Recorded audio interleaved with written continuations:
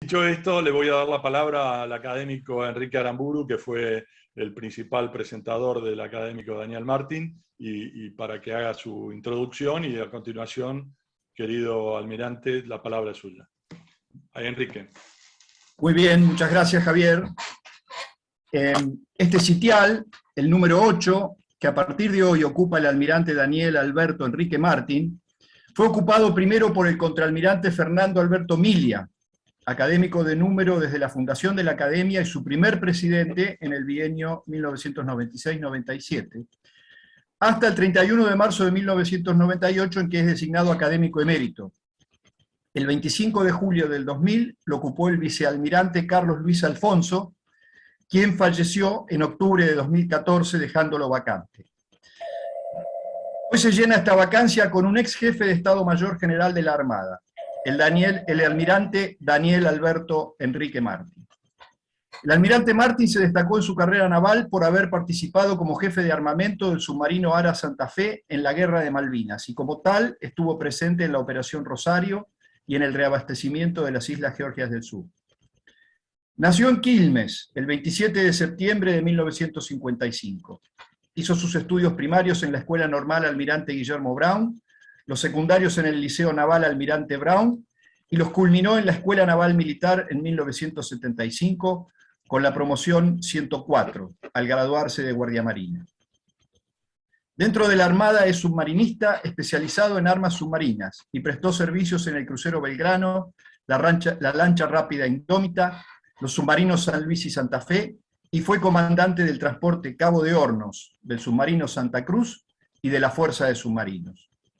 Como oficial superior se desempeñó como agregado de Defensa Naval, Militar y Aeronáutico en la República de Sudáfrica en 2005 y 2006. Posteriormente, ya almirante, fue comandante del Área Naval Austral y jefe de la Base Naval Ushuaia, comandante de adiestramiento y alistamiento de la Armada y subjefe de Estado Mayor General de la Armada. Como culminación de su carrera naval, fue designado en 2012 jefe de Estado Mayor General de la Armada, el primero de su especialidad, honor desusado para un submarinista, pero que no le era ajeno como oficial de comando. En 2014 hizo efectivo su retiro del servicio activo. Por haber luchado en la Guerra de Malvinas, se hizo acreedor a las condecoraciones, el Honorable Congreso de la Nación a los combatientes y la provincia de Tierra del Fuego, Antártida e Islas del Atlántico Sur. Después de tan brillante carrera naval, fue elegido en 2015 presidente del Centro Naval, institución más que centenaria y casa que nos alberga, que posee un faro que alumbra los piélagos del intelecto, el Boletín del Centro Naval.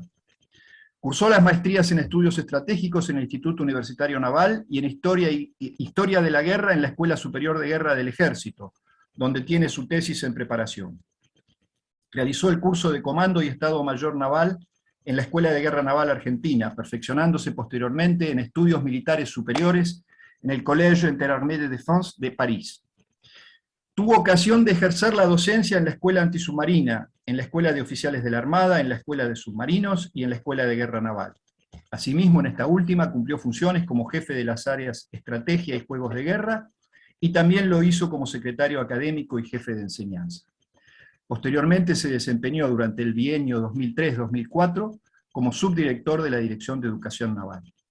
Es en la actualidad profesor de la Escuela de Guerra Naval, vicepresidente segundo y miembro de número académico del Instituto Nacional Browniano, director de la Liga Naval Argentina y miembro adherente del Instituto de Historia Militar Argentina. Daniel Martín está casado con Alicia Elsa Bonet Frigerio, con la que tienen 2 hijos, Lucas, ingeniero en informática, y Elena, licenciada en letras. Todos conocemos la acción de combate en la que participó el académico Martín durante la Guerra de Malvinas. Está en los libros de historia. El ataque de helicópteros, respondido con fuego de fusilería, que sufrió el submarino Santa Fe en Bahía Cumberland, luego de desembarcar material y personal en las Georgias, y que lo obligó a replegarse a tomar puerto en Grytviken, plaza que finalmente fue rendida.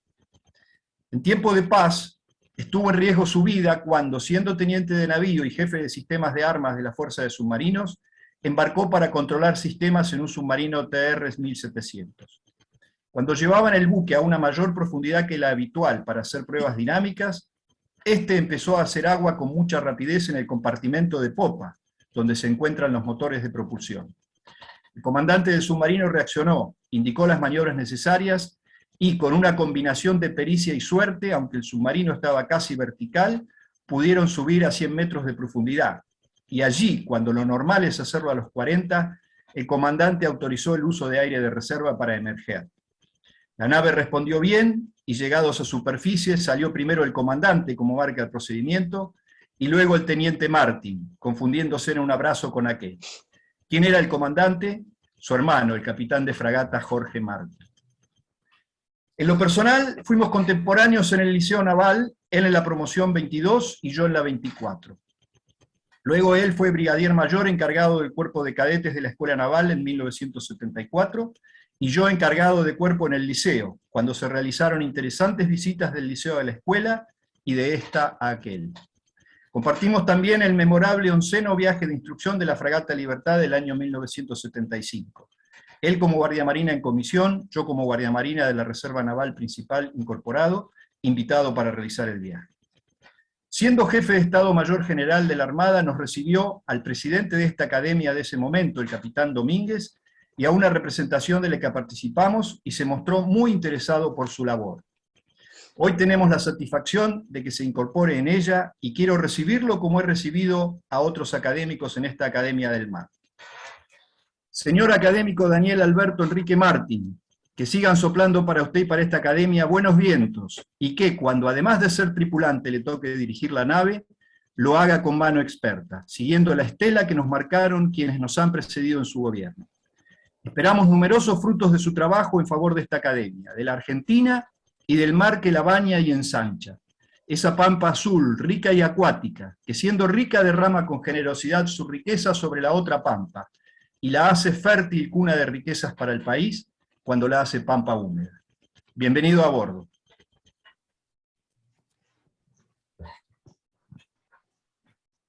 Bueno, Enrique, creo que tomo la palabra. Muchas gracias, realmente. Adelante.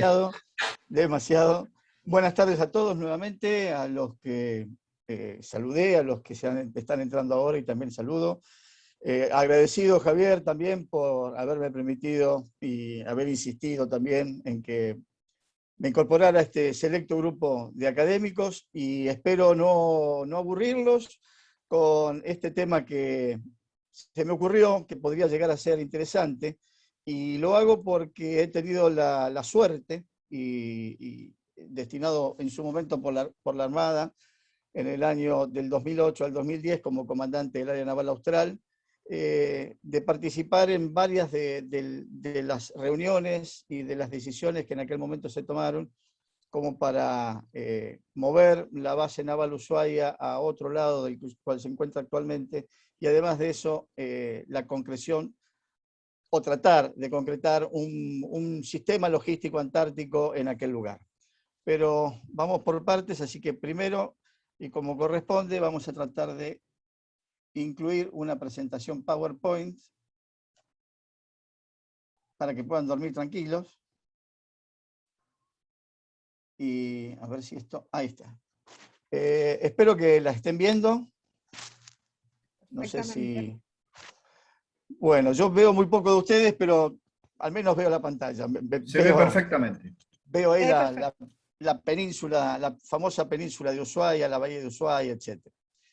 La idea, para que tengan noción de más o menos cómo va a surgir esta charla, es entrar un poco en la historia, muy poquito, pero en la historia, en esa introducción, recordarles a todos, porque estoy seguro que la gran mayoría de ustedes lo saben mucho mejor que yo, cuál es la normativa existente sobre política antártica, cuál es el territorio antártico argentino y cuáles son las bases antárticas, qué significa la logística antártica, y después sí, ya hablar de Ushuaia como puerta de entrada a la Antártida, el polo logístico y la base naval integrada, como dio en llamarse actualmente.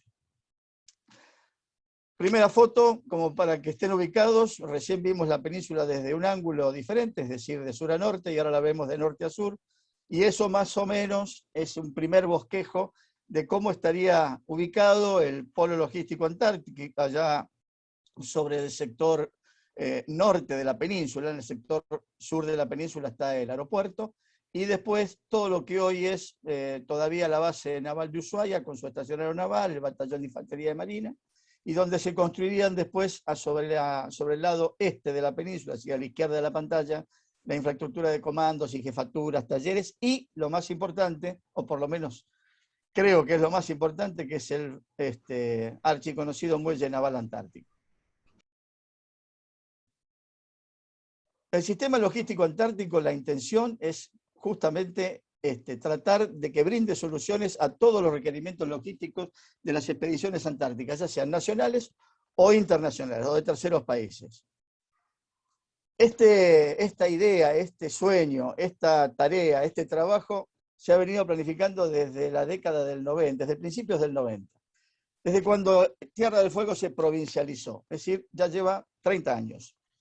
¿Qué se concretó? Nada, todavía nada.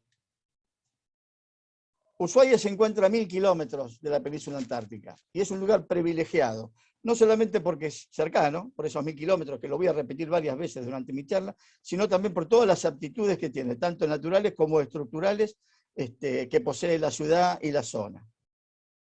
Y por último, hay que tener en cuenta que lo que se necesita es que esa ciudad se convierta en una puerta de acceso natural a la región antártica, no solamente a nuestras bases. Un simple mapa nos recuerda cuál es la distancia, dónde está ubicado Ushuaia y dónde y cuánto sería hasta su llegada a la parte norte de la península o a las islas Shetland del Sur. Otra, a ver si vamos atrás, otra fotografía de Ushuaia. Y ahora sí, ¿qué pasa actualmente? ¿Qué pasa en el 2000? Empiezo al revés. ¿Qué pasa en el 2021, el 2021? El presidente, hace muy poco tiempo atrás, cuando se produjo la reunión de camaradería, no la cena de camaradería, porque este año no hubo, pero reunión de camaradería de las Fuerzas Armadas, comentó y anunció la creación del Polo Logístico Antártico, que era una necesidad para sostener la actividad del sector antártico argentino, así lo manifestó él. Muy poco tiempo después, si esto llegara a funcionar, pero algo pasó, suele ocurrir. Ahí está. Muy poco tiempo después, aparece la Directiva de Política de Defensa Nacional, a través de un decreto en donde está fijado ahí, en esta nueva DPDN, como la solemos llamar, el interés de la Argentina de crear ese polo logístico antártico. Y además, también crear un centro logístico en la Antártida para el sostenimiento de la actividad en el sector antártico argentino. De eso también voy a comentar un poco. Un poquito de historia, no mucho, pero un poquito de historia. En el siglo XIX y en el siglo XX ya Ushuaia funcionaba como centro de aprovisionamiento de expediciones a la Antártida. En Bahía La Patadia, cercana ahí a la bahía de Osobaya, se encontraba una carbonera, que en un depósito que se llamaba, era un pontón tiempo, que fue llevado por uno de los buques propios, que era el Guardia Nacional, y se estableció ahí abajo en esa bahía como para brindarle el carbón necesario a los buques que en aquel momento transitaban los mares hacia la Antártida. Uno de esos barcos, uno de los primeros que pasó, fue la expedición de Gerlach, donde con el Bélgica estuvo en Bahía La Patadia, donde hizo carbón y agua dulce al fines del siglo XIX, y tuvo la suerte también de pasar después y hacer una visita a Thomas Bridge, ahí en la estancia Haverton, donde se había establecido después de que se fundara la ciudad de Ushuaia. Posteriormente, todos lo conocen, la expedición de Otto Nordensson en 1902 con el Antarctic también pasó por Ushuaia para hacer carbón y víveres, y un año después, Jean-Baptiste Charcot, con su buque francés, también pasó por Ushuaia. Buque que después de que hizo la campaña esa, si mal no recuerdo, entre 1903 y 1905, fue comprado por la Argentina con el nombre de Austral, creo que se lo bautizó, o rebautizó. Y por supuesto, no puedo olvidarme de decir que la corbeta Uruguay, en varios de sus viajes, el primero de ellos en la primera búsqueda y rescate que se realiza en la Antártida, en 1903, también pasa varias veces después de eso a Ushuaia para reabastecerse, tanto ya sea de carbón como de víveres, como de agua, que era también un requerimiento importantísimo para la época y actualmente también. En el caso de Ushuaia, o de la base naval Ushuaia como base naval, esto empieza desde el momento en que el presidente Roca, allá sobre fines del siglo XIX, decide que tiene que haber un presidio militar y una cárcel en ese lugar. O sea, no en Ushuaia en particular, sino bien en el sur. Y es así como que en una expedición hecha por el comodoro de Marina Augusto Lacerre, que funda Ushuaia un 12 de octubre de 1884, previo a eso, el mismo año, el 25 de mayo, se crea el presidio de la Isla de los Estados, allá en San Juan de Salvamento, donde también se construye en lo que internacionalmente se conoce como el faro del fin del mundo. Ese presidio de la Isla de los Estados después pasó por Puerto Cook, etc., pero terminó en 1902 en Bahía Golondrina, en Ushuaia, y ese mismo año, en 1902, se inicia la construcción del Presidio Nacional de Ushuaia, que finaliza en 1920. ¿Por qué todo esto? Bueno, porque en el año 1947, el presidente en aquel momento, el presidente Perón, decide cerrar, clausurar este penal y otros en la Argentina, pero en particularmente este, y la gobernación marítima que estaba a cargo, que estaba en la zona, se hace cargo del primero del penal. Se van alrededor entre 1948 y 1949, se repliegan toda la gente, tanto los que estaban en la gestión, que son como los que ven ahí en la foto, como los presos que se encontraban hacia el norte, y toda esa infraestructura queda en manos de la gobernación marítima y pasa a manos de la Armada Argentina, que en 1950 se crea y se funda la base naval Ushuaia. La base naval Ushuaia, que estaba ahí, ya desde la década del 70 tiene idea de trasladarse al lugar donde estaban sus primeras viviendas, las viviendas de los oficiales, que era en la Misión, en la zona de la Misión, es decir, la península de Ushuaia. Cabe destacar que en esa península, y donde hoy funciona la estación naval Ushuaia, y años atrás era el único aeropuerto que tenía Ushuaia, ese aeropuerto se creó también para 1948-1949, es decir, ya estaba, ya tenía la infraestructura necesaria como para empezar el traslado en aquella época. En los años 80, ustedes lo recuerdan bien, con el gobierno del presidente Alfonsín, empiezan a haber un montón de emprendimientos empresarios y turísticos en la zona, y mucha gente se va y se instala en la zona de Ushuaia, y la ciudad, por así decir, avanza sobre la base naval que en algún momento llegó a ser la frontera, digamos, de toda la ciudad, hoy, y en aquel momento, pero hoy en particular, está en el medio de la ciudad de Ushuaia. Como decía recién, se incrementa toda la parte turística de Ushuaia y hay un gran incremento de actividad antártica, llegándose varios barcos de investigación y varios barcos logísticos a reabastecerse y a parar en Ushuaia para ir a la Antártida en la década del 80 y del 90. Muy bien, dejé esto para el final. En 1990, por ley 23.775, se provincializa el territorio nacional de Tierra del Fuego, Antártida e Isla del Atlántico Sur. E inmediatamente después, a partir de ahí, quienes estaban a cargo de la gobernación comienzan a trabajar mirando al sur, mirando la Antártida y viendo cómo puede proceder para el apoyo. Un rápido repaso de la Antártida y qué es lo que nos influiría si tenemos un sistema logístico en esa zona. La normativa principal, obviamente, es el Tratado Antártico, que creo que todos lo conocen, que fue ratificado por la Argentina en el año 61, que fueron firmados por 12 países en un primer momento, y luego se incorporaron 29 países como consultivos, es decir, que además tienen representación en las reuniones y que hacen investigación científica en la Antártida, y partes no consultivas hay 23 países. Obviamente, de esos 12 que hicieron la firma del tratado, hay únicamente 7 en los cuales se reclama territorio. Uno de ellos, por supuesto, la República Argentina. Aquí como para hacer un refresco nada más y volver a recordar que nuestro sector está también ocupado, por llamarlo así, también por el Reino Unido y por Chile. Ocupado en el sentido de que los 3 países reclamamos soberanía sobre prácticamente el mismo sector. Pero bien, ¿qué otras normativas empiezan a aparecer desde el punto de vista nacional? Aparece la ley en la cual se crea la Dirección Nacional del Antártico y se fija la orientación superior para toda la actividad. Aparece el decreto en el cual se fija y se define la Política Nacional Antártica. Puse los años a propósito. Fíjense que la ley es del año 69, o sea, prácticamente del 70, recién, sobre fines del 90, aparece el primer decreto donde se fija la Política Nacional Antártica.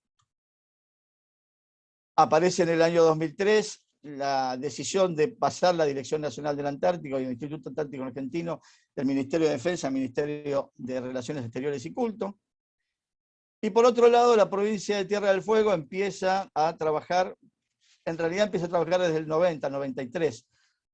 Tiene una ley previa, que yo después la voy a nombrar, pero esta es la ley que hoy está rigiendo, la ley número 585, donde se define la política antártica provincial. Y por otro lado, en el año 2004, sale la ley número 640, en que esto aparecería un lema y una consigna medio descolgada, pero en realidad esto de Ushuaia, conexión óptica entre la Antártida y el mundo, era lo que empujaba en ese momento, desde el principio del 90 hasta el 2000, en tratar de que desde Ushuaia se trabajara para lograr no solamente la logística hacia la Antártida, sino el concepto y la conciencia sobre la Antártida Argentina. Y además, ya lo adelanto, era una suerte de, entre comillas, pelea entre los puertos, el puerto de Punta Arenas, fundamentalmente en aquel momento, bueno, y ahora, y Puerto Williams, Punta Arenas y Puerto Williams, y ahora se suma también Puerto Argentino. Ya lo vamos a ver con un poco más de detalle. Aquí tenemos algunas fotos de la Dirección Nacional del Antártico, de aquella primera dotación que en las Islas Orcadas hizo nuestro pabellón argentino, y por supuesto, una de las partes logísticas que es el rompehielos Almirante Irizar y los investigadores científicos. El decreto que comentaba recién, que fija la Política Nacional Antártica, ese decreto, además, y voy a hablar únicamente de lo que refiere a la parte logística, además de afianzar los derechos de Argentina de soberanía, insiste en que debe promover el empleo de servicios, puertos y aeropuertos para desarrollar todo de manera conjunta las actividades científicas y logísticas. Y deberá incluirse entre ellos las comunicaciones, el transporte, el abastecimiento, apoyo meteorológico y cartográfico, es decir, no solamente la logística, conociéndolo como la parte de abastecimientos que históricamente les había comentado. Y obviamente tiene que afianzar esa vinculación, por eso es la razón de ser entre Tierra del Fuego y el sector antártico. El punto de acceso a la Antártica tiene que ser Ushuaia. Vamos a la provincia. A muchos que han estado por ahí ya conocen esto. Estamos ahí, reflejo el CADIC, por un lado, y aquí abajo la Escuela Provincial número 38, que depende de la provincia de Tierra del Fuego, Antártida, Islas Atlántico Sur. La ley 585, que es la segunda ley en la cual se refiere a toda la parte antártica, ¿de qué habla fundamentalmente? Habla del soporte que tiene que tener Tierra del Fuego sobre la actividad antártica. Debe ser un nexo entre la Antártida y todo el resto del mundo. Tiene que ser un complejo realmente multimodal, no puede ser únicamente desde el punto de vista marítimo o desde el punto de vista aéreo, sino multimodal y además donde les lleguen a través, ya sea del mar o por tierra o por aire, todo lo necesario para las actividades antárticas y subantárticas. Impulsar y fomentar los emprendimientos y proyectos que existan tanto en la ciudad como en la provincia, facilitar el transporte marítimo y aéreo, y algo muy importante que normalmente causa bastantes problemas a todo el tema de las bases antárticas es la recuperación y el procesamiento de sus residuos. Y finalmente, no por ser lo último, lo menos importante, es transformar a esa provincia en un polo científico y universitario internacional, realmente ligado al CADIC, al Centro Austral de Investigaciones Científicas, y ahora a las universidades con sede en la provincia, universidades que en aquella época eran incipientes y recién empezaban su funcionamiento. Aquí tenemos algunos de los medios logísticos argentinos que desde el puerto de Ushuaia o el aeropuerto de Ushuaia se trasladan a la Antártida. Esto no es para que uno lo mire, vaya en detalle, pero sí, fíjense la cantidad de proyectos que hubo desde el punto de vista de la provincia a partir de 1990. y en el que yo haría más hincapié es en este que pasó en el año 1993, después vamos a hablar un poquito sobre él, que no solamente habla de la parte logística, el proyecto del Área Antártica Internacional de Ushuaia, que después se vuelve a reflotar en el 2006 y se trabaja muy seriamente sobre él, sino que ese proyecto afecta o desarrolla la parte operativa institucional, logística, académica, científica y educativa. Todo eso es lo que proponía ese proyecto, que se ha retomado varias veces y lamentablemente todavía no se ha concretado. En el año 1996 yo les decía que había habido una ley provincial anterior, que fue en la década del 90, que fue derogada después por la que estábamos hablando hace un ratito, que es la ley provincial número 585. El Área Antártica Internacional, que es lo que yo le comentaba recién, era la ubicación de esa área con un área franco unificada, un muelle, el aeropuerto, donde haya la parte científica relacionada con el CADIC y que tuviera además acá en la zona de Bahía Golondrina un parque temático antártico. Todo eso era lo que planteaba ese proyecto de Área Antártica, que tuvo muy buen comienzo, tuvo un muy buen desarrollo, pero lamentablemente no se concretó. Nosotros hoy vamos a hablar más que la parte de logística, del polo logístico antártico. Fíjense que la provincia siguió con otros decretos, otros proyectos que hubieron en el año 1998. Ahí aparece la política antártica provincial y después varios proyectos que siguen sobre Ushuaia y sobre Tierra del Fuego orientados a la Antártida. Muy bien. Este es un proyecto que se realizó en el año 1998 y digamos que este fue el primero, descontando el anterior, pero fue el primero que únicamente hablaba del sistema logístico antártico. Solo que aquí, en vez de tener todo unido en la península antártica, en la península de Ushuaia, es decir, todo acá, no, utilizaba la ampliación que se había hecho recientemente del nuevo muelle comercial y tenía su ubicación de la zona del centro operativo en Bahía Golondrina. Muy bien. Esto no es para que lo veamos en detalle, pero solo para que ante una imagen vea la cantidad de proyectos nacionales, es decir, proyectos legislativos nacionales que hubieron desde el año 2006 en adelante para la construcción de la base naval, para el polo logístico antártico, para un polo logístico internacional, para la construcción de una base naval integrada y sigue más. Todo sobre lo mismo, todo gira sobre lo mismo. Y últimamente, el año pasado, si mal no recuerdo, el senador Rodríguez, de allá de la Tierra del Fuego, presentó 3 proyectos, uno sobre el polo logístico antártico, sobre el polo científico antártico, y el otro, uno de los intereses que se tienen hace 30 años, que es el establecimiento de la sede del Instituto Antártico Argentino en la ciudad de Ushuaia. Difícil de concretar, pero todo apunta hacia lo mismo. Todos creo que conocen el nuevo mapa bicontinental que fue aprobado hace muy poco, hace 10 años, en realidad, en donde la Tierra del Fuego, yo estaba ahí en Ushuaia cuando todos los fueguinos en aquel momento se sentían orgullosos de ser realmente el centro del país, cuando todos hablábamos de la ciudad del fin del mundo. Muy bien. ¿Qué es lo que podemos decir del territorio, qué podemos refrescar del territorio antártico argentino? Recordemos que hace ya, desde 1904, es decir, 117 años, que la Argentina está establecida ininterrumpidamente en la base antártica, hoy la base antártica Orcadas, en la isla Lorí, ahí en las Islas Orcadas.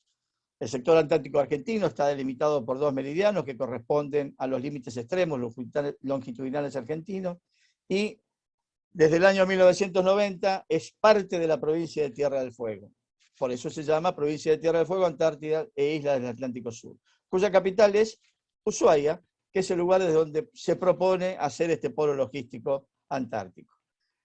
Para tener una idea mental de la superficie del sector antártico, es aproximadamente 1 millón de kilómetros cuadrados, y hay casi 3 millones de kilómetros cuadrados de jurisdicciones marítimas adyacentes, aunque obviamente los derechos de soberanía, tanto terrestres como marítimos, están totalmente suspensos. Un mapa que me llamó la atención porque lo tenía guardado hace mucho tiempo y lo busqué y lo encontré para esta presentación, de cuál es la provincia de Tierra del Fuego. Esta es la provincia de Tierra del Fuego. Cuando uno mira la provincia de Tierra del Fuego siempre piensa en la isla grande y nada más. Todo esto es la provincia de Tierra del Fuego, incluyendo las islas del Atlántico Sur, Malvinas. Las bases que tenemos en la Antártida, también como para refrescos, tenemos, si bien ahí está marcada una de más, tenemos 6 bases permanentes todavía y 7 bases transitorias, aunque acá Petrel está marcada como base permanente. De todas maneras, todas ellas ubicadas en la península, a excepción de la base Belgrano 2, que es la base más al sur, base antártica argentina más al sur que tiene el país. Y esto sumado a, no me interesa que se los aprendan de memoria, ni que los lean, ni que vean, sino que es una tabla en donde van a fijarse varios países, varias bases que son permanentes, que son temporarias, que son refugios, siguen los países y siguen las bases, todos ellos ubicados en la zona de la península antártica. Es decir, ¿cuál sería la región antártica de influencia desde Ushuaia para este polo logístico antártico, para este sistema logístico antártico? Sería toda la península antártica, obviamente, el mar de Weddell, las islas Shetland del Sur, el estrecho de Mansfield, el mar de Bellinghausen, Bahía Margarita, y además, estará por acá, por la zona acá cercana, si mal no recuerdo, a la base antártica San Martín, y obviamente las Islas Orcadas no figuran acá, las Islas Sandwich del Sur, y tampoco figuran acá todo lo que es el pasaje de Drake y la zona del Atlántico Sudoccidental. Muy bien. ¿Qué es la logística antártica? Y ya vamos entrando en tema. La logística antártica implica la generación y el sostenimiento del funcionamiento de todas las bases, ya sean bases, estaciones, refugios, indicándole o proporcionándole todos los recursos que sean necesarios para apoyar la investigación científica y obviamente atendiéndonos a los tratados firmados, protegiendo el medio ambiente.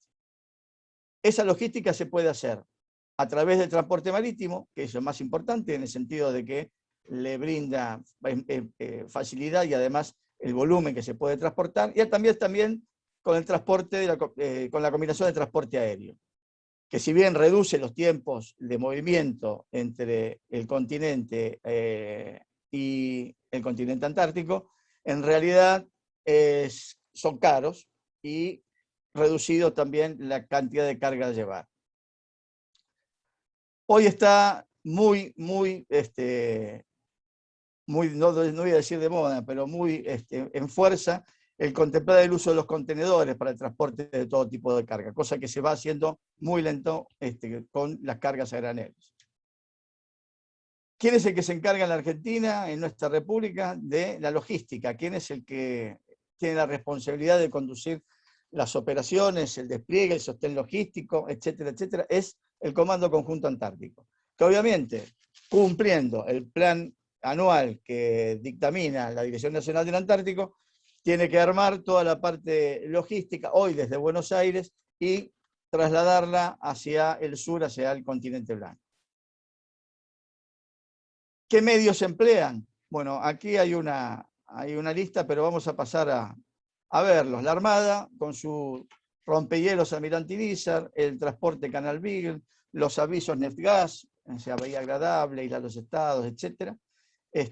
Y los helicópteros Iquín. Mientras que la Fuerza Aérea apoya con su Hércules, su Twinóptero, sus Bell 212. Estos fueron los elementos o las unidades utilizadas en la última campaña, por ejemplo. Pero la logística antártica, y por eso hablábamos anteriormente de no solamente en Argentina, sino que ese sistema de logístico antártico debe ser internacional, es para apoyar también a países externos, es decir, a países latinoamericanos, como a países europeos, como a países que quieran y necesiten tener un lugar donde puedan abastecerse, reducir los costos, etc.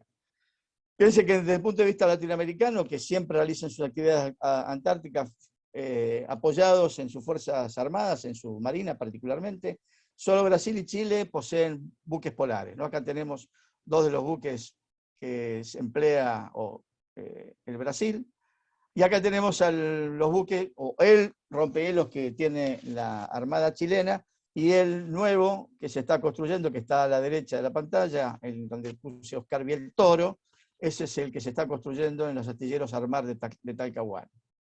Un nuevo rompehielos para el empleo en las bases antárticas chilenas. Desde el punto de vista de otros países que no sean latinoamericanos también, hay países que han utilizado nuestra ciudad de Ushuaia para reabastecerse en sus momentos, y todavía hay algunos de ellos que no lo hacen con buques pertenecientes a sus armadas, ¿no? Alemania, España, Estados Unidos, Gran Bretaña, etcétera, tienen necesidad logística y mantenimiento de sus bases antárticas. Acá tenemos algunos de los buques que han pasado por Ushuaia en su momento, algunos obviamente ya no están, como el Hero de Estados Unidos, pero ellos han tenido la oportunidad de ser reabastecidos y haberse apoyado en la ciudad de Ushuaia. Y ahora viene lo del tema de la puerta de entrada a la Antártida, es decir, el prolegómeno de lo que es el polo logístico en Ushuaia. Hay ciudades ubicadas obviamente en otras partes del mundo, en que son puertas de entrada y trabajan en base a eso hace muchísimos años. Aquí pueden ver el listado, pero lo vamos a ver una por una, aunque sea en forma rápida y somera. Todas esas ciudades, con excepción de Ushuaia, se encuentran mucho más lejos de lo que es el continente antártico. Ushuaia está a 1000 kilómetros, y aquí pueden ver más o menos una aproximación de distancia a los cuales están Hobart, Christchurch o Ciudad del Cabo. Hobart, que se encuentra en Tasmania, es un excelente puerto de aguas profundas, que está a 2500 kilómetros de la Antártida. Es una ciudad que le brinda servicios logísticos tanto a Australia como a Francia, en su Antártida francesa. Tiene un aeropuerto internacional que le permite hacer esa combinación del traslado de carga y personal hacia los buques que se empleen para llevarlo hasta la Antártida, y ha armado o establecido varias cosas que suman a todo lo que es la conciencia antártica en Australia. El Festival Antártico Australiano, el Museo de Tasmania o el paseo del Antarctic Polar Pathways, ahí en la zona de Tasmania también. Y una de las cosas importantes es que ha sido sede de organizaciones relacionadas con la Comisión Antártica para la Conservación de Recursos Vivos Marinos Antárticos. Es decir, tiene una ciudad que ya hace años viene trabajando como punta de lanza o puerta de entrada a la Antártida. Ahí vemos dónde queda la ciudad de Hobart, donde está su puerto, ese es su puerto. Y acá puse también el buque polar, que prácticamente el año pasado casi tuvimos la oportunidad, la Argentina, de comprarlo, y bueno, Australia dio marcha atrás y lo sigue utilizando, lo ha utilizado en la última campaña y lo seguirá utilizando todavía unos años más. Veremos a ver qué pasa.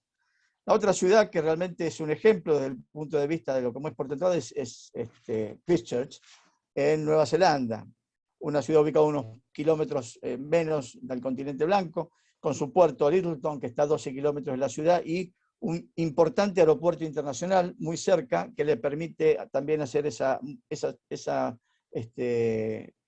tarea multimodal que comentaba ya anteriormente.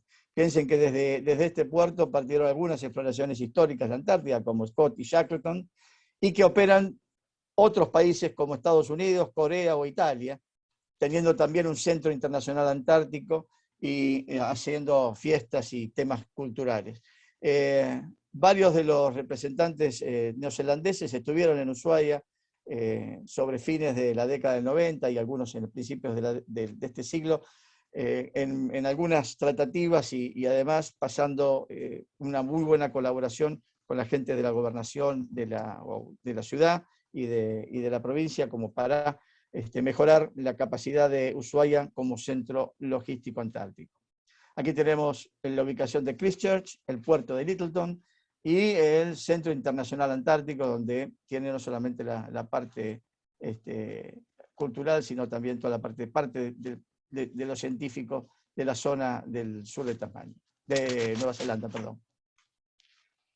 Ciudad del Cabo. Ciudad del Cabo es algo muy particular, porque en realidad, si bien tiene varios programas antárticos, se encuentra muy lejos de la Antártida. Por ejemplo, no ha explotado el turismo. Si bien el puerto de Victor and Alfred Waterfront, ahí el VA Waterfront en la Ciudad del Cabo, es un puerto maravilloso, que mueve muchísimos TEUs durante todo el año y que tiene la posibilidad además de contactarse con toda la zona, con todo el mundo a través de su aeropuerto internacional. Tiene también un centro de logística antártica, pero su reabastecimiento, su asociación logística es fundamentalmente aérea, no marítima. Si bien en el puerto han entrado y entran buques antárticos, logísticos y de investigación. Ahí tenemos la ubicación de Ciudad del Cabo, el puerto en Cape Town, el waterfront en Cape Town, y también los vuelos que realiza el ALCA Intercontinental Flights. Bueno, me trabé, perdón. Un poco de agua para destrabarme.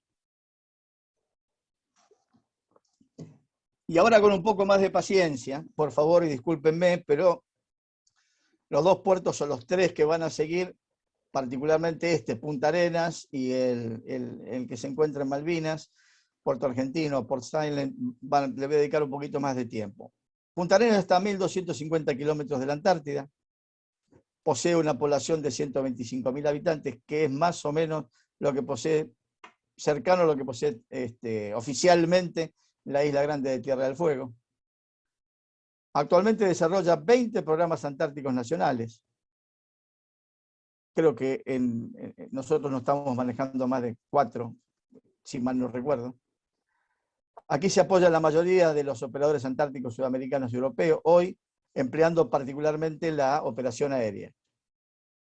Entre ellos Alemania, Brasil, Perú y Uruguay, ya que cuentan con la base antártica Teniente March, y donde tiene una pista de aviación, y ahí aterrizan, es bastante completa además con otra de sus bases antárticas al lado. El puerto Arturo Prat es un puerto multipropósito muy provechoso, y una de las cosas importantes, o que consideramos importantes, es el establecimiento o el movimiento que tuvo el Instituto Antártico de Chile a principios del siglo XXI, o sea, en el año 2000, hacia Punta Arenas. Está ubicado ahí, frente a la plaza principal de Punta Arenas. Y tienen un proyecto de construcción de un centro internacional antártico, algo similar a lo que yo les comentaba antes de lo que era la intención y el proyecto de 1993 en Ushuaia, para promover las medidas culturales, académicas, científicas, todo para la conciencia antártica. Ahí tenemos la ubicación de Punta Arenas, el muelle Arturo Prat,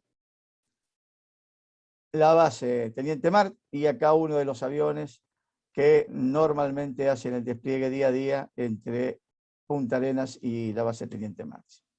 El Instituto Antártico Chileno, frente a la plaza principal de Punta Arenas, y lo de abajo obviamente es un dibujo o es una maqueta dibujada de lo que posiblemente sea el Centro Internacional Antártico frente al Estrecho de Magallanes, dando vistas al Estrecho de Magallanes en Punta Arenas. El otro puerto, que ya los chilenos lo consideran la ciudad más austral del mundo, es Puerto Williams. Es un puerto chiquito, para ubicarnos está en el canal Beagle, justo frente a Puerto Almanza, a donde está nuestro pueblito de Puerto Almanza, al sur de Tierra del Fuego. Es una ciudad chica, es un pueblito de 1.800 habitantes, pero por un cambio en la denominación y en la normativa chilena ya se lo considera ciudad. Han ampliado la terminal del aeródromo Guardiamarina Sañartu, que realmente está muy lindo, y tienen un proyecto de 48 millones de dólares, proyectos que vienen cumpliendo casi todo lo que han dicho en los últimos años, para construir un muelle de 150 metros de largo, con un frente de atraque de 130 metros, con esplanadas, rampas, etc. Y una segunda etapa poniendo buques de Alba para grandes embarcaciones. Si bien no tiene nada que ver con esto, o tiene que ver, pero me voy a salir del libreto. Desde el año 2019, hace 3 años atrás, Turquía, por ejemplo, escogió este puerto como su puerto antártica, y no es el único. Ya hay varias compañías que desde el punto de vista turístico, ya están trabajando con operadores turísticos desde Puerto Williams para ir a la Antártida. Aquí tenemos la ubicación de Puerto Williams, el aeródromo Sañartu, y este es un bosquejo o un proyecto, el proyecto del puerto que va a ser ahí, la zona. Este es el canal Beagle, esta es la dirección del canal Beagle, y este es el puerto y el muelle que piensan hacer con el Duque de Alba. El muelle estaría terminado si esto sigue adelante, a fines del año que viene. Y vamos ahora a algo que ha salido en los diarios en los últimos semanas, que es la implementación de Puerto Argentino o el nuevo muelle que se va a hacer. Puerto Argentino o Puerto Stanley está ubicado a 1.500 kilómetros del sector antártico, tiene un excelente aeropuerto internacional, de hecho tiene dos. Uno de ellos, el de Montpliezan, es muy importante, está muy bien hecho y está renovado a acero, o hecho a acero. Y el gobierno ha logrado obtener recursos por 85 millones de dólares para ampliar y modernizar su puerto, con un muelle de 400 metros de largo, 60 de ancho, y si bien la idea es que brinde mayor capacidad logística a la explotación pesquera y petrolera, consideramos ilegal, por supuesto, le va a dar mayor estructura para todas las operaciones, ya sean navales como también las operaciones antárticas. El Reino Unido este año viene trabajando desde hace varios años, pero ha logrado la combinación de un vuelo intercontinental directo, creo que todos los deben conocer, desde Europa hasta Malvinas y de ahí a la Antártida. El vuelo fue hecho por Lufthansa en febrero de este año, volando directamente desde Frankfurt hasta Malvinas, y allí 95 científicos del Instituto Alemán Antártico, por llamarlo así, se embarcaron en el rompehielos Polarstern y de ahí a la Neumayer Station 3 de Alemania en la Antártida. Aquí pueden ver, empecemos primero por un dibujo del muelle, que posiblemente se construya ahí en Puerto Argentino, con posibilidades de llevarse no solamente la pesca, sino también la actividad y turismo, sino también la actividad científica. El aeropuerto de Montpliezan, y esta es una foto del avión de Lufthansa, que el 1 de febrero aterrizó ahí después de más de 15 horas de vuelo, directo desde Europa hasta las Islas Malvinas.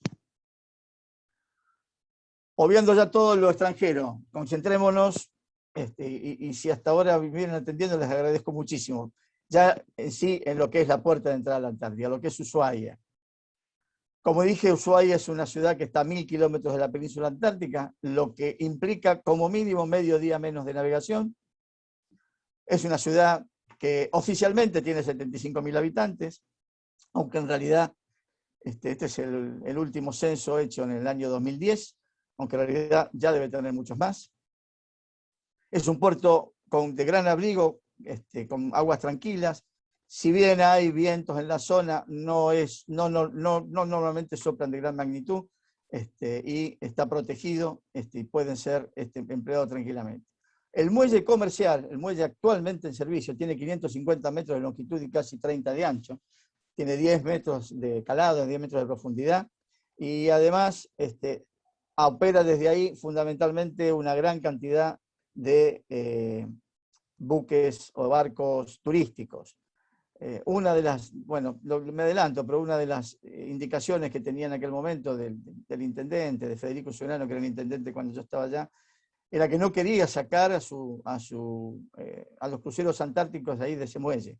No quería que se le fueran a ningún lado, claro, porque da directamente a la entrada de la ciudad. Y ese muelle realmente está atestado de buques de turismo durante el periodo de octubre hasta marzo, fines de marzo, principios de abril. Por lo tanto, y ya hay firmado un contrato para la ampliación de ese muelle de 80 metros de largo, ustedes lo ven acá, por casi 28, 30 metros de ancho. Todavía se sigue con el mismo largo, todavía no se ha empezado ninguna de la construcción y teóricamente esto debería haberse empezado ya a principios de este año. Todavía no se ha comenzado nada. Ushuaia tiene un aeropuerto internacional que se construyó en 1995, se terminó de construir ahí en la península, en la parte sur de la península de Ushuaia, con una pista donde entra todo tipo de aeronaves. Ha aterrizado ahí desde grandes aviones logísticos hasta el Concorde en su momento. Y si bien el traslado del sistema antártico hacia Ushuaia debió haberse dado comienzos en el 90, se ha tenido inclusive hasta la facilidad de un crédito especial, pero nunca se ha logrado, nunca se ha concretado.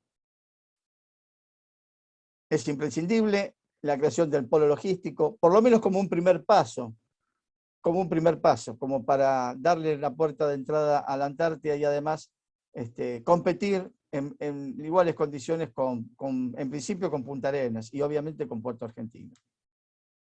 Esta es la península de Ushuaia, acá ven el aeropuerto, una buena foto del aeropuerto, del otro lado se construiría el muelle, ahora se los voy a mostrar.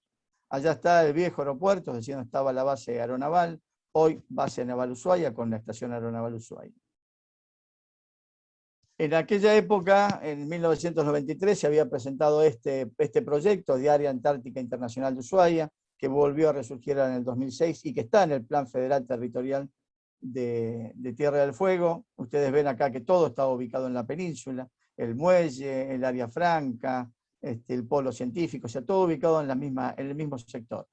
Y eso le permitía, obviamente, estando cerca del aeropuerto y con calles que conectaban con la ciudad y obviamente con el resto de la provincia, darle las facilidades logísticas y de necesidades de servicios que pudieran llegar a tener cualquiera de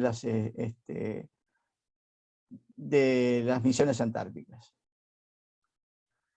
En este siglo, ya en el año 2004, la Armada vuelve a firmar convenios con la provincia de Tierra del Fuego, tratando de que se pudiera construir el muelle naval antártico en esa zona y que a través de un programa de necesidades se pudiera trasladar la base naval y algunas de las viviendas a la zona de la península. El convenio se cayó y todavía no ha pasado nada. ¿Pero por qué la península? ¿Por qué estamos insistiendo tanto en esa península? Primero porque es propiedad del Estado Nacional.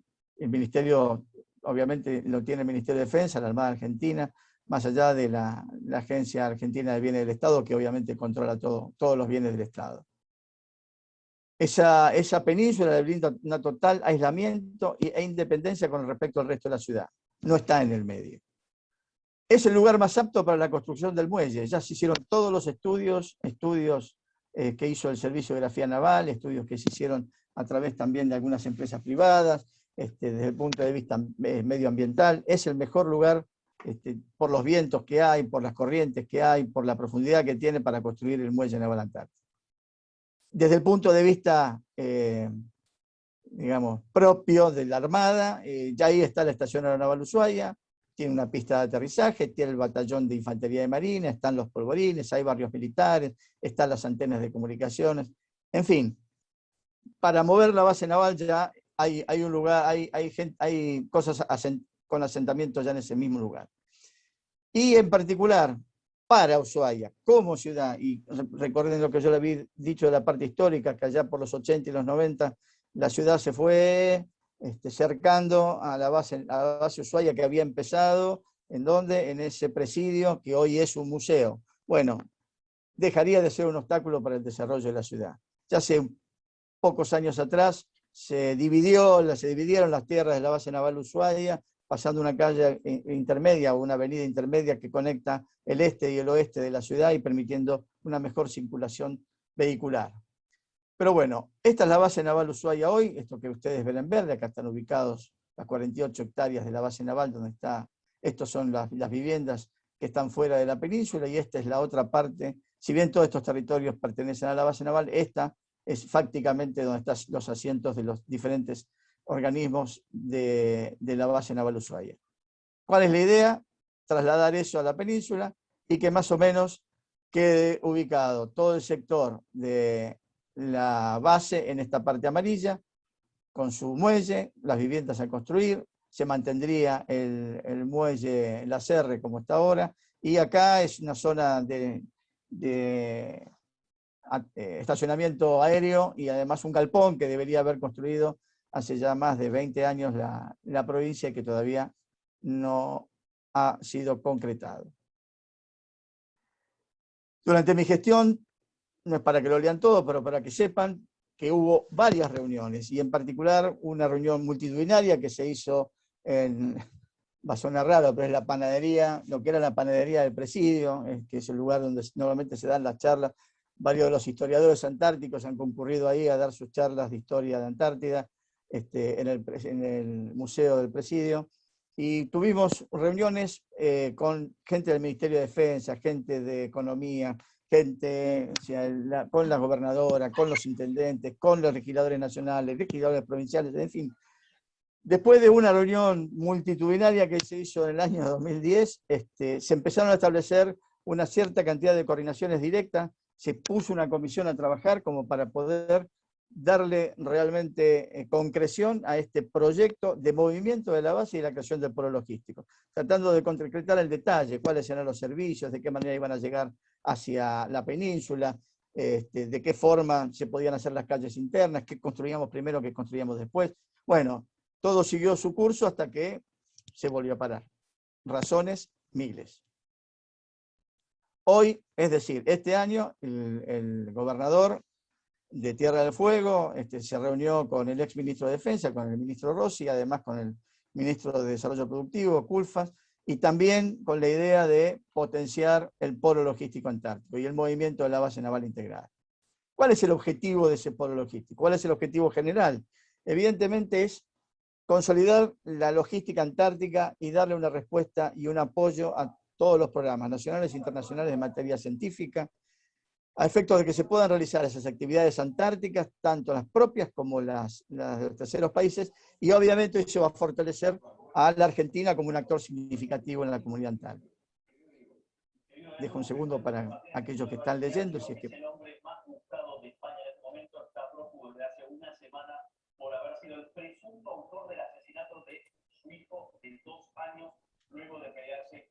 ¿Cuál sería el objetivo de poner una base naval? O la base naval integrada, de mover la base naval Ushuaia Almirante Berisso. Por un lado, se adecuá y se moderniza la infraestructura de la base que ya lleva desde el año 1920 se terminó de construir. Y el 50% de la base está construida, la base naval actual, construida sobre lo que eran las infraestructuras, las instalaciones del presidio. No en particular donde estaba la cárcel, sino muchos de los talleres, el mismo hospital, la misma parte administrativa, etc. Y por otro lado, tendría un muelle más moderno, tendría un muelle donde pueda recibir a buques de porte, cosa que en estos momentos no se puede hacer en el muelle La Serre, que es el muelle militar. Vuelvo a mostrarles la misma fotografía inicial, pero vamos a hablar un poco del polo logístico antártico. La idea es armar un sector logístico con una superficie que no tenga menos de 8 hectáreas, que esté cercano al aeropuerto y obviamente al muelle, unido por caminos y red de caminos y calles municipales, que permita la construcción de depósitos, hangares, con un playón para los contenedores, que era lo que yo les comentaba en un principio de el nuevo cambio que hay en el transporte de cargas, que mantenga unos servicios públicos, pero planificados diferentes o independientes de la base naval. Esto es un tema importante, que deberá funcionar ese polo logístico como una zona franca. Y la aduana deberá dar prioridad, dentro de la normativa, por supuesto, a las expediciones antárticas extranjeras. Esto se puede hacer. De hecho, en su momento lo hablamos con gente de la aduana y hay que ayornar y hay que actuar en consecuencia. Y obviamente ese polo logístico que estará fuera de la base podrá ingresar hacia el muelle a través de la zona reservada para efectuar las tareas que sean necesarias. La ubicación que se había propuesto en su momento para el polo logístico antártico sigue siendo aquí, es decir, esto acá en la zona abajo de la pantalla donde dice Google, ahí es donde está el aeropuerto. En realidad, donde dice aeropuerto de Ushuaia, esto es la parte de construcción donde llegan los tripulantes y los pasajeros, y todo este camino que está acá es el que une aeropuerto y que uniría el polo logístico con la ciudad de Ushuaia propiamente dicha. ¿Qué es lo que se necesita? Un muelle logístico, es lo primero que hay que construir. De hecho, ya están hechas los planos, las investigaciones, están hechos los estudios, etc. Un muelle de 500 metros, con por lo menos de 500 metros de longitud, con un ancho de 30 metros y el calado que lo da en ese lugar de 12 metros de profundidad. Otra de las cosas importantes para construir inmediatamente es el taller de reparaciones navales, Ushuaia está floja en eso, particularmente para buques grandes, y de ser posible mejorar el dique flotante que hoy no está funcionando bien, tener un mejor dique flotante o tal vez en algún momento más adelante construir un dique seco o un sincrolift. Tener tanques de combustible y tanques de reserva de agua, combustible tanto para las unidades como también para la Antártida. Depósitos de todo tipo, obviamente las instalaciones para administración y seguridad, todo lo que les he comentado, playones de contenedores, cámaras frigoríficas para víveres, provisiones, o sea, todo donde puedan dejar depositados o podían traer durante el año tanto nuestro Comando Conjunto Antártico como también otros países y mantenerlos ahí hasta tanto sean necesarios de embarcarlos y llevarlos vía aérea o vía marítima hacia la Antártida. Acá les puedo mostrar un bosquejo de lo que era en su momento el proyecto del polo logístico en el lugar. Si bien no se ven las palabras, pero esos son desde el área de depósitos, la zona de los playones de contenedores, los galpones, el taller, etcétera. Estaba todo ubicado en estos son más de 8 hectáreas, pero por lo menos eran 8 hectáreas necesarias para todos los que les acabo de nombrar. Debe también tener un lugar para que aloje el personal de las diferentes expediciones, con estación de transferencia de carga, terminales marítimas, aéreas y el centro de manejo de residuos. Es importante tener ahí, cosa que habrá que analizarlo muy bien en detalle, donde se puede ubicar el centro de recepción de residuos en la zona de Tierra del Fuego, porque hay problemas legales y normativos que lo impiden. La instalación del CADIC, facilidades de transportes, y una de las cosas con el personal es esto llevándolo hacia futuro a poder hacer entrenamientos antárticos en el lugar y también tener la posibilidad de darle atención a los campamentos y bases con personal y auxiliares. No deja de ser tan o más importante que el polo logístico, la base antártica como apoyo logístico permanente, que se consideró y que es factible de hacerla en la base actual Petrel. Base que se encuentra ubicada en la península antártica, ahí tienen la ubicación de Petrel en la isla Dondi. Está equidistante con la mayoría de las instalaciones antárticas argentinas y muchas de las internacionales.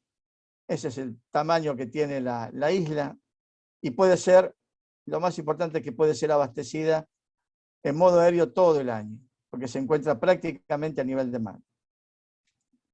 Aquí tenemos algunas fotos de lo que es la base, la isla Dondi y la base aérea de Petrel. Ahí están los dos buques pesados, el Canal Beagle y el Rompehielos, enfrente de la base, el hangar para helicópteros y el Twinópter, y ahí está la pista para aviones hoy de ripio y de 1000 metros de largo. Hay un proyecto que se está llevando a cabo a través del Estado Mayor Conjunto, que es el de construcción. El proyecto va lento, pero digamos está todo planificado, la de construcción de un muelle de gran calado, con 2 pistas de aterrizaje y un helipuerto. Se deben recuperar los hangares, tanto para los helicópteros que se utilizan como para los aviones de la Fuerza Aérea Argentina, mejorar los tanques de lubricantes y combustible, terminar de armar la planta de contenedores y obviamente darle mejor infraestructura edilicia. Como ven acá hay un proyecto de ley también en la Cámara de Diputados, donde se debería crear esa base permanente, conjunta y logística y científica Petrel. Proyecto que todavía no fue aprobado.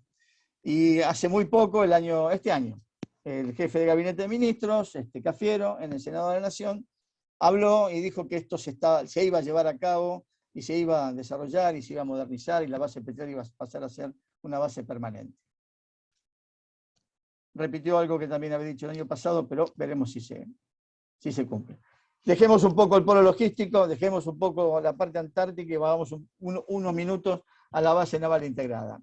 Esa base naval que debe tener un diseño modular, debe ser de bajo costo para mantener y funcionar, integrado al medio ambiente, porque así lo pide la normativa también de la zona de Tierra del Fuego y de esa zona de la península de Ushuaia en particular. Tiene que tener un fácil desplazamiento interno, particularmente en época invernal, y además tener seguridad para áreas vitales como serían toda esta zona de depósitos de mantenimiento y además del muelle. Esta base, a diferencia de lo que se pensaba anteriormente, tiene que tener un área exclusiva para el Comando Conjunto Antártico. Comando que de alguna manera, en algún momento en el futuro, podrá operar ahí de forma permanente, o sea, todo el año, aunque lo podrá hacer también venir durante la época de la campaña antártica de verano y quedarse ahí en Ushuaia y salir de Buenos Aires, si es que se mantiene justamente con la idea del polo logístico. Y por otro lado, el muelle tiene que tener la posibilidad de mantener y alistar al almirante Irizar, al rompehielos, durante todo el año, si es posible, y obviamente sí en la campaña antártica de verano. Cosa que se entiende que en los primeros momentos no va a ocurrir. Ese muelle naval, el mismo que el Antártico, se utiliza el mismo muelle, y se tiene que armar toda esta infraestructura de servicios marítimos, de talleres, fundamentalmente los talleres, y lo he puesto en los dos lados, porque así lo habíamos pensado, es decir, uno de los requerimientos importantes que tienen las expediciones antárticas, todo esto es reparaciones, mantenimiento. Ha habido buques que se han quedado semanas en el muelle comercial o fondeados por necesidad de reparaciones y que tuvieron que pedir hacia afuera las tareas de reparaciones, no pudiéndolo hacer en aquel momento en Ushuaia. Bueno, ahí tiene una cantidad de unidades y organismos que tendrían que estar, más o menos así sería la lógica de instalación cuando se logre el cambio de la ciudad hacia la península. Este sería un primer bosquejo de un diagrama de cómo estaría ubicado. Esto es la zona este, o sea, península antártica, del otro lado de donde está el aeropuerto, que estaría acá abajo, y en la zona más al este de la península. Acá estaría el muelle, los talleres, la parte del servicios marítimos, jefatura, el comando de la Aérea Naval Austral y el Comando Conjunto Antártico, separados y cada uno con sus propias infraestructuras. Los tanques, como les dije, que pueden ser obviamente utilizados también para el polo logístico, sería ilógico construir más tanques, sino unos solos, con los depósitos tanto para lo argentino, como para, o sea, tanto para el Antártico como para lo que se utiliza en la base naval. Esto sería desde el Comando Conjunto Antártico hacia la zona del polo logístico. Toda esta zona, acá está la Intendencia, que hoy está al fondo de toda la base naval Ushuaia, pegado a lo que hoy es, que hace años es la planta de combustible, y acá estarían los depósitos ubicados en la zona ya yendo pegado al viejo aeropuerto. Esta es la infraestructura que prácticamente sigue estando ahí, el batallón de infantería marina, la estación aeronaval, la banda de música. Uno de los temas serios también es el traslado del Hospital Naval Ushuaia, que está ubicado ahí en la zona donde está el Museo Marítimo, pero sería paso posterior. Ese hospital va a seguir funcionando como hospital en Ushuaia con seguridad. Acá está ubicado el batallón, banda de música, esto ya está ubicado ahí, alojamientos habría que mejorarlos, y acá la ubicación de las viviendas y el hospital cercano a las viviendas y a todo lo que es la base. ¿Qué es lo que dijo el jefe de gabinete tanto el año pasado como en esta? Que esto se iba a construir en etapas, empezando con un muelle de 525 metros de largo, y donde se pueden amarrar buques de gran calado, y tratando de que acá, en lo que él habló el año pasado, es que faltaba actualizar el informe de impacto ambiental, que eso ya está listo. Esto es solamente un bosquejo, el muelle sería de esta manera, ubicado en esta zona, y esto sería lo que es el muelle transparente, donde amarraría el rompehielos y hay una corbeta entrando, etc. Permitiría buques de gran porte. Más o menos con un bosquejo también, en una mezcla, digamos, entre buques navales y buques antárticos, cómo podría estar relacionado todo. Acá ven el dique, el transporte, podría ser el canal Beagle, los avisos de gas, las lanchas que hoy están en la zona, remolcador también. Y de esto ya la zona del rompehielos, buques científicos y logísticos y portacontenedores. Como verán, el muelle, si se construye así, es un muelle que puede brindar una buena satisfacción naval y antártica al lugar. Por otro lado, en la segunda etapa se moverían el tema de las viviendas, que no solamente son las viviendas para los militares, para los navales de la zona, sino también para todos aquellos de científicos que tengan que ir a establecerse en la zona durante un determinado momento, o quizás en algún momento terminen siendo para siempre. la zona de las viviendas serían esas. Acá está el viejo aeropuerto, esta es la base, lo que era la base aeronaval, esta es la bahía encerrada, y acá serían las viviendas, lo que es la misión baja, acá está la misión alta, y esto serían toda la parte de viviendas. Acá a la izquierda es la ciudad de Ushuaia. Como verán, estamos siempre hablando de la misma península, pero acá está ya en la zona, las viviendas se ubicarían en la zona también donde está el camino entre la ciudad y el aeropuerto o el polo logístico que estaría ubicado en este lugar. Y la etapa 3, según lo que explicó el jefe de gabinete, lo traigo a colación porque es lo último, la última información que tengo, es armar o construir los talleres para reparaciones de buques, galpones, es decir, lo mismo que le comenté originalmente, pero para él se haría en la tercera etapa. Aparentemente el proyecto se haría con fondos propios de la Nación, al menos, por lo menos en su comienzo. El presidente ha hablado de unos 300 millones de dólares, no sé cuánto estará disponible como para poder empezar con el muelle inmediatamente. ¿Cuáles son los actores que tiene? Ya estoy casi terminando. ¿Cuáles son los actores que intervinieron en todo esto? Obviamente la Municipalidad de Ushuaia, la provincia de Tierra del Fuego y el Estado Nacional, con 2 representaciones, o 3 en realidad, de sustancia. El Ministerio de Relaciones Exteriores, porque de ahí depende la Dirección Nacional Antártica, el Instituto Antártico Argentino, el Ministerio de Defensa, porque de ahí depende la Armada Argentina, y obviamente el Ministerio de Economía, que es el que mantiene toda la planificación y es el que estaría trabajando con el tema de recursos. ¿Cuáles son las conclusiones? Acá sí les voy a pedir 1000 disculpas porque había que escribirlas y traté de hacer la letra más grande posible. El polo logístico antártico tiene que aprovechar las ventajas geográficas, científico-tecnológicas y operativas que hoy presenta la ciudad o que va a presentar a futuro. Es la mejor puerta de acceso al continente blanco. Debe centralizar el abastecimiento y la prestación de servicios a buques y a las dotaciones que cumplen las tareas en el continente blanco. El tener este polo logístico podrá reducir tiempos y costos de la logística de las expediciones antárticas y de terceros países. Y lo importante de esto es que también evita, o de alguna manera compite al mismo nivel con Malvinas y con Punta Arenas, que hoy son, o por lo menos Punta Arenas ya lo es, y Malvinas busca hacerlo, puertas de entrada a la Antártida. Por otro lado, con la concreción del polo logístico y la base Petrel, el país va a adquirir un rol importante internacionalmente en materia de servicios logísticos y obviamente en el apoyo a la ciencia y la protección del medio ambiente antártico. Desde el punto de vista de la provincia, esa potenciación de proyección del continente blanco puede optimizar la logística, incrementando la capacidad de buques y bases antárticas. Va a ser algo versátil y cómodo para todo tipo de usuarios, poder contar con el almacenamiento de material y equipamiento en un lugar, tanto que vengan por vía marítima como por vía aérea. En la provincia puede crear una red de prestadores de bienes y servicios, se pueden llegar a mejorar la especialización de cada uno, y obviamente esto va a constituir un ahorro en los costos de operación para todas las misiones antárticas. Y por otro lado, a quienes viven en esa provincia les puede llegar a crear un empleo genuino y mantener o mejorar la economía provincial. A la ciudad, lo más importante, es la conexión óptima entre la Antártida y el mundo.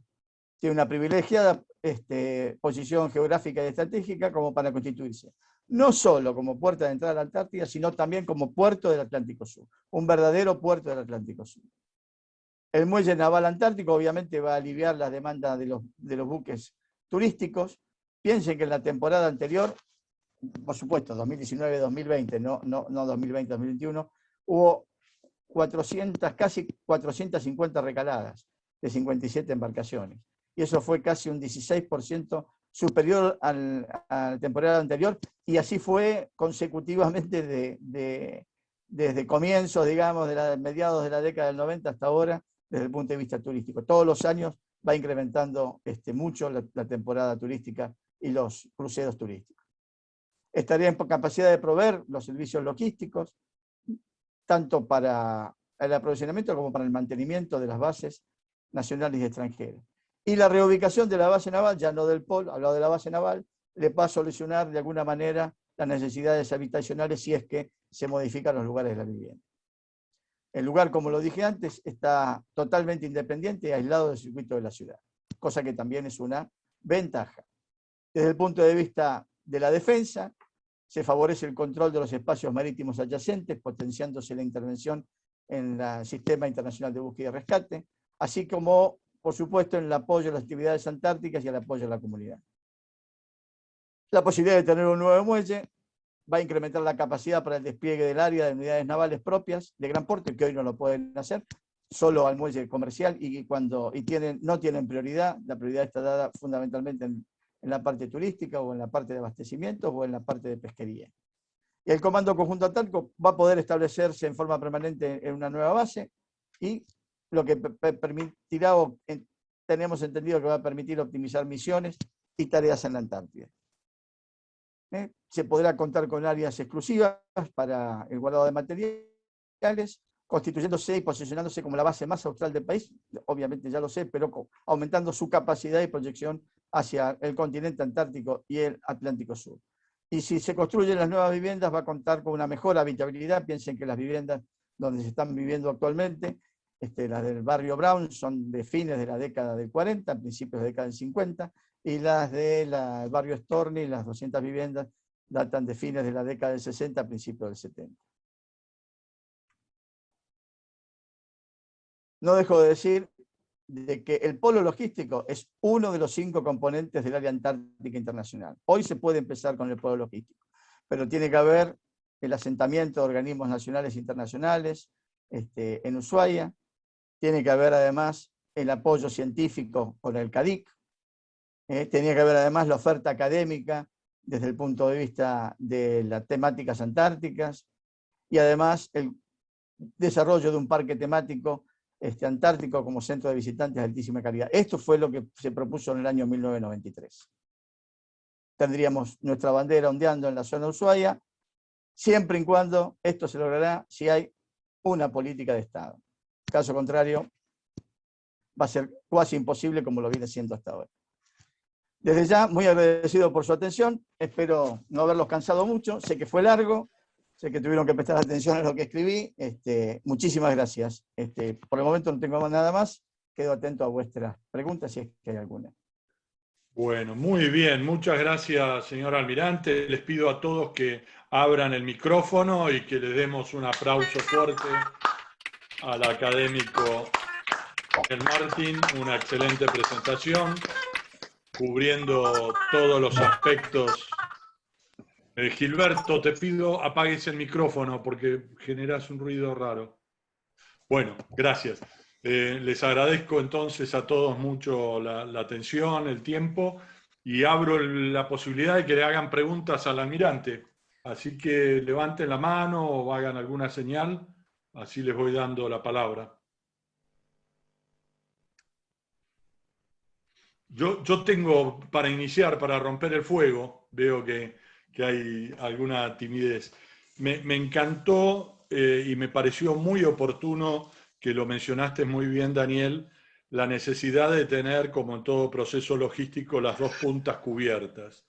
Yo fui comandante antártico en una oportunidad con el Puerto Deseado y me maravilló ver cómo los chilenos habían desarrollado su base con un aeropuerto asfaltado, muy bueno en la isla 25 de Mayo, por a ellos King George, y me llamó la atención también el muelle y aeropuerto en Palmer y muelle y aeropuerto en Ródera de los ingleses, bien al fondo en la bahía en San Martín.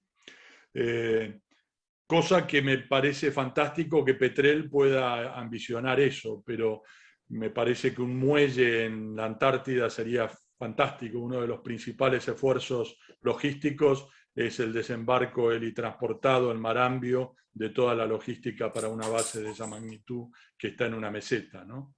O sea, me parece muy importante sobre todo eso. Ahora, teniendo acá algunos académicos que son navegantes, en varias conferencias escuché y lo vi por ahí a Carlos Bairo, otro ciudadano de Ushuaia muy prestigioso que gestiona el museo de la ciudad. Me llama la atención siempre cuando escucho a los deportistas náuticos, a los veleristas, que ya han optado todos por ir a Williams y no a Ushuaia, porque el apoyo náutico que les da Williams a los deportistas de la vela es mucho más sencillo, más fácil, y que la aduana y migraciones y prefectura le complican la vida a todos los que van a Ushuaia. O sea, ¿por qué no empezamos antes de las grandes obras por simplificar la gestión cotidiana de la vida del proceso logístico antártico? Pregunta. Es una excelente pregunta y tal vez no tenga la respuesta. Lo que sí te puedo decir de que todo lo que dijiste, particularmente sobre el tema de los veleristas, después le podemos pasar la palabra a Carlos, que seguro que tiene mucha, Carlos Pedro debe tener mucha más, habrá sufrido mucho más eso que lo que yo te puedo contar, pero en la época que yo estaba era prácticamente, no digo imposible, pero era toda una maraña para que pudieran salir desde la zona de Ushuaia los veleros y el turismo que se hacía a través de veleros, y normalmente se fueron acomodando todos hacia Puerto Williams. Puerto Williams empezó a mejorar por un lado, a mejorar sus infraestructura para poder brindar ese apoyo. Pero por otro lado, lo que vos acabas de decir, Javier, es mejorar lo que es la burocracia, por llamarlo de alguna manera, interna del país, como para facilitarle a todo lo que es turismo y logística también, la posibilidad de moverse entre el continente americano, sudamericano y la Antártida. Eso los chilenos son muy rápidos, lo han hecho muy bien, y nosotros todavía estamos remando en dulce leche, por decirlo burdamente, porque vamos para adelante y vamos para atrás. En aquel momento, yo me acuerdo, en esos 3 años, por ahí había algún movimiento como para lograr que eso se destrabara y que fuera mucho más fácil, y al otro año todo volvía para atrás, y todo se empezaba de vuelta. Y yo creo que Ushuaia va a seguir sufriendo eso hasta tanto no se den cuenta o realmente no avisoren el problema, la facilidad que puede llegar a tener la ciudad y la contra que tienen ahí hoy con Punta Arenas, dentro de un año con Puerto Williams. Ya con Puerto Williams, como te decía, Turquía ya decidió, y hay otras empresas en el mundo que ya decidieron tomar a Puerto Williams como la ciudad para salir a la Antártida. Creo que no me equivoco. En eso, si no, discúlpeme la palabra, si no nos avivamos, vamos a perder. Es así de sencillo. Si no hay una política de Estado, y además una política que tienda, como vos bien decís, de lo más sencillo a lo más estrafalario, por eso yo hablo y digo, pongamos primero un muelle. Empecemos por un muelle, obviamente. La burocracia y todo lo demás tiene que estar ayornada y acorde a todo esto. Si no, no sirve de nada. Ese esfuerzo en vano.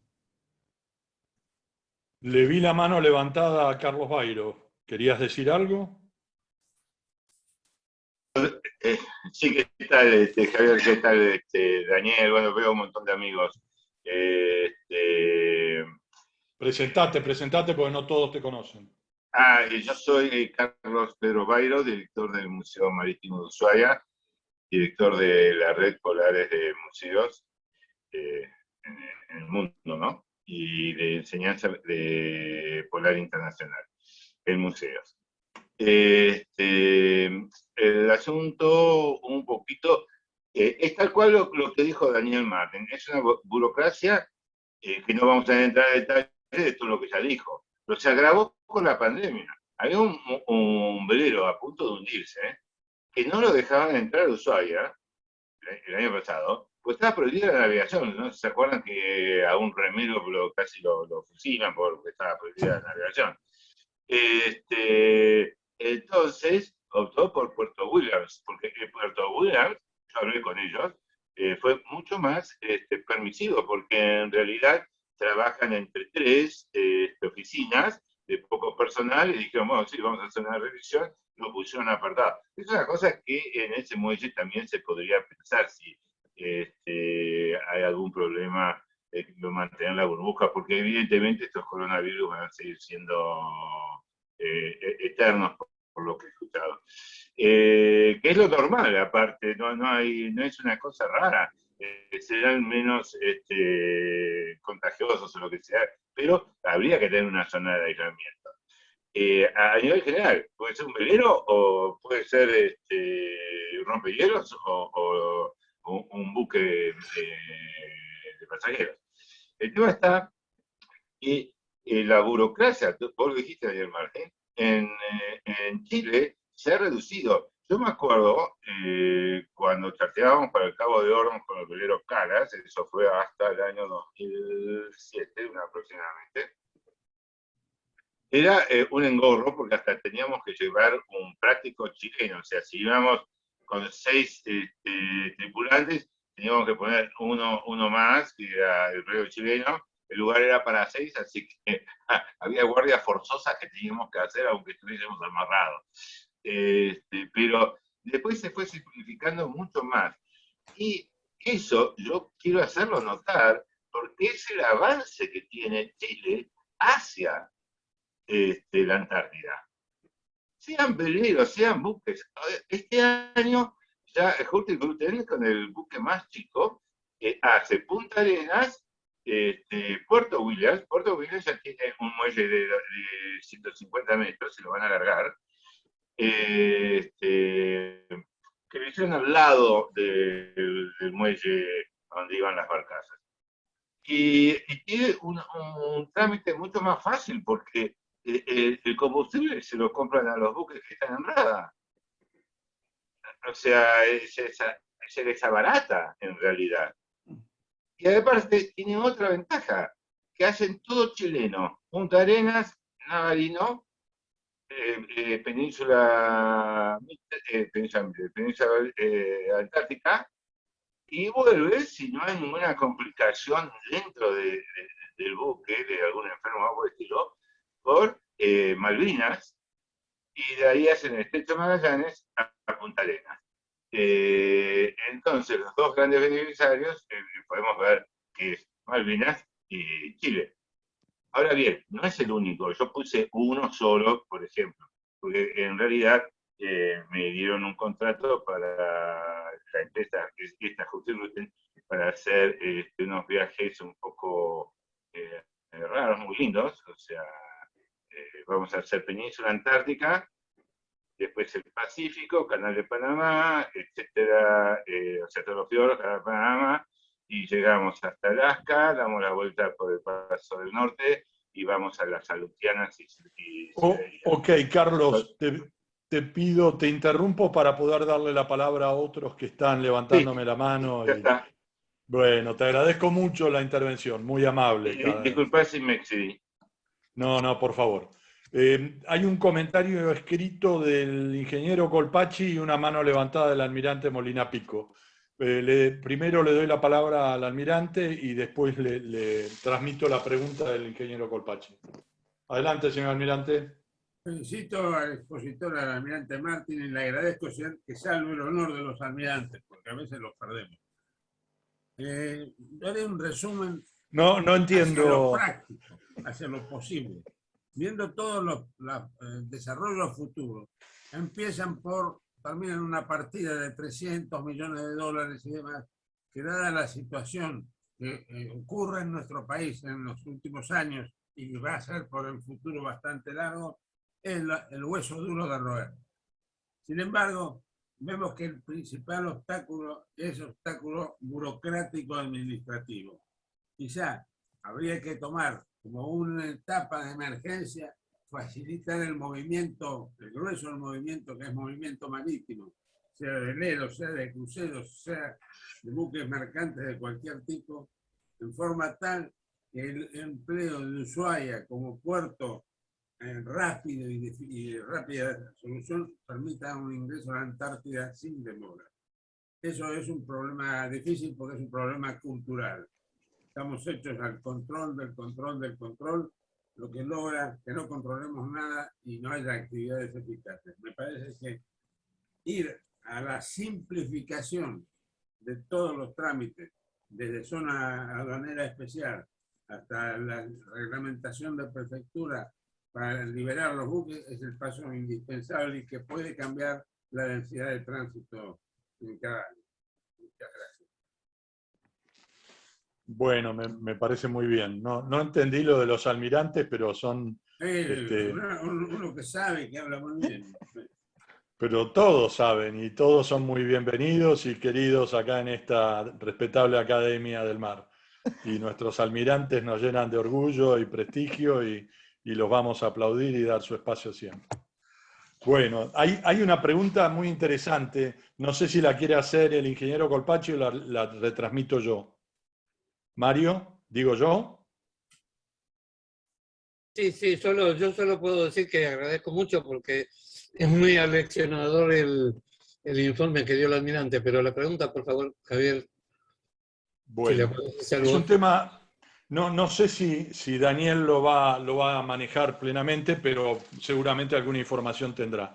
Lo que plantea el ingeniero Colpacci es también la provincia de Tierra del Fuego se está debatiendo muy fuertemente un proyecto muy importante que es la conexión de la isla con el continente sobre la costa atlántica.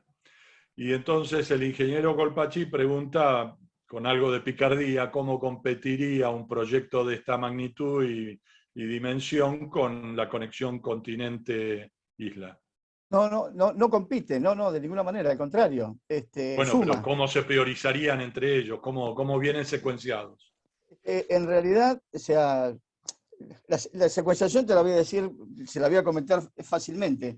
También me tocó en esos 3 años que estuve el recibir a mucha gente, tanto en el norte, en Ushuaia, como en el norte de la provincia de Tierra del Fuego, como en el sur de Santa Cruz, porque daba la casualidad que el comandante del Austral tiene las dos provincias, Santa Cruz y Tierra del Fuego, Antártida e Isla del Atlántico Sur, es decir, desde el sur de Chubut hasta los 90 grados de latitud.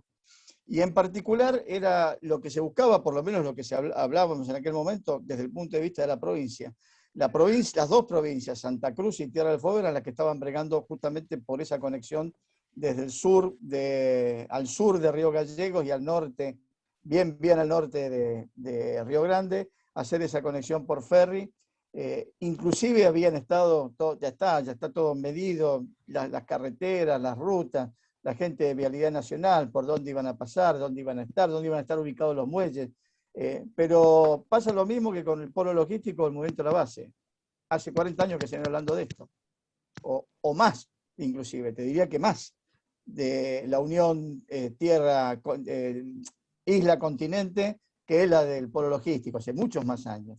Y yo creo que eso se complementa. Es decir, ¿cuál de los dos se haría primero? Sería bueno que se hicieran las dos cosas juntas, porque en realidad la provincia queda totalmente aislada, valga la redundancia de isla y aislada, cuando suceden temas importantes, como por ejemplo una huelga, en la cual deja de haber el pasaje por la primera angostura del ferry o la salida también desde el oeste de la isla en la parte chilena hacia Punta Arenas, y no se pueden abastecer, no pueden llegar los camiones de abastecimiento a la isla como ha sucedido el año pasado, por ejemplo, sin ir más lejos. También me sucedió cuando yo estaba allá, tuvimos que poner un transporte para poder traer víveres, vituallas, autos, gente, mover desde el continente hacia la isla. O sea que ese proyecto de conexión continente-isla es tan importante como el otro. Yo sigo insistiendo, porque eso se habló en su momento, son complementarios, las dos cosas se tienen que complementar.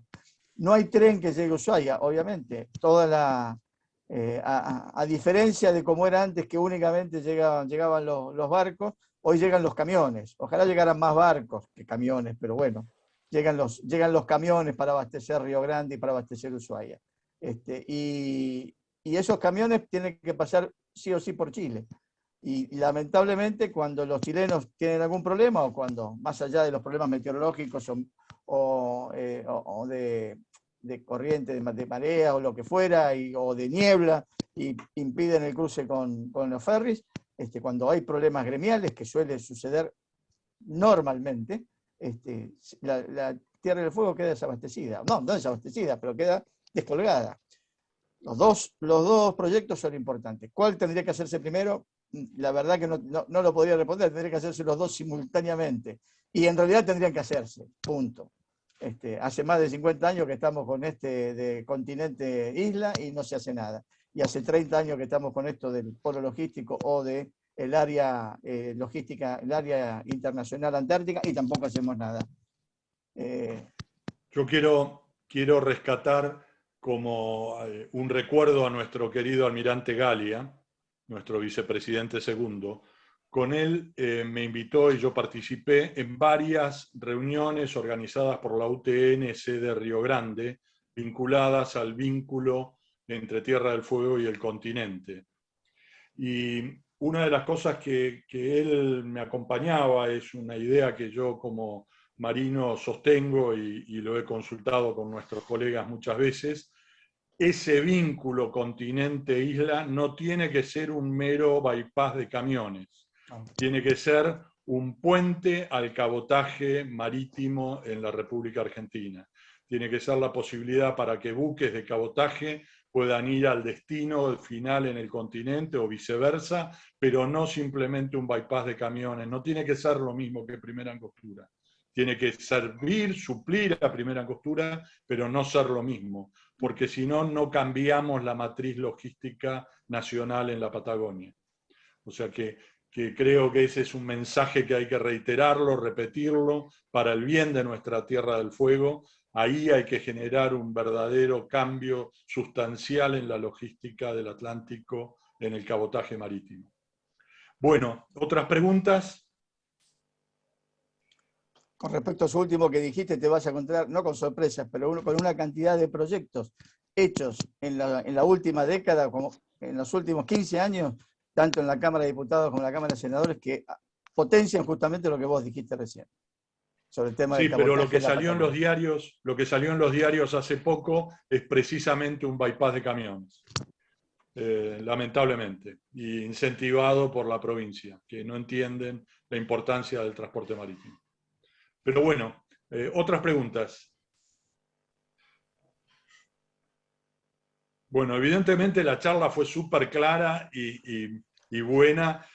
Yo le quiero tirar para dejar abierta el cascabel a nuestro querido colega y académico Abel González. ¿Qué pasaría si Tierra del Fuego se alimenta todo con energía nuclear y nos dejamos de depender del combustible fósil? ¿No podría ser también un buen modelo mundial de zona aislada, alimentada con energía? Porque una ciudad, una localidad de 100.000, 120.000 habitantes y Río Grande otro tanto, yo creo que con un buen reactor nuclear de estos de pequeña dimensión se podría abastecer. ¿O no? Claro, pregunta, ¿eh? Bueno, esa fue la idea fundamental detrás del CAREM. Es decir, como decía yo hoy, el CAREM fue el primer reactor pequeño hecho en el mundo, diseñado en el mundo, fue pensado para un reactor naval y después por una serie de motivos que sería muy largo explicar, pasó a ser un reactor terrestre, se cambió bastante el diseño y en este momento es el único reactor modular que se está construyendo en el mundo, realmente ahí en Atucha. Y ese reactor está pensado justamente para lo que vos proponés, Javier. Y creo que Tierra del Fuego sería ideal. Originalmente se había pensado algo parecido para Formosa. Inclusive hubo un estudio de factibilidad para Formosa. Aclaro que el reactor que se está construyendo en Atucha es un modelo experimental, es decir, yo no le pondría la palabra modular, porque para modularizarlo hace falta características de diseño adicionales. Pero creo que la Argentina tomó una decisión que no necesariamente que se ha tomado en otros países del mundo, que prefirió primero verificar en un modelo que funcione en todos los sistemas que requieren un reactor de este tipo, que son bastante distintos a los de reactores de potencia, porque estos reactores tienen características de seguridad adicionales. Por ejemplo, la refrigeración se hace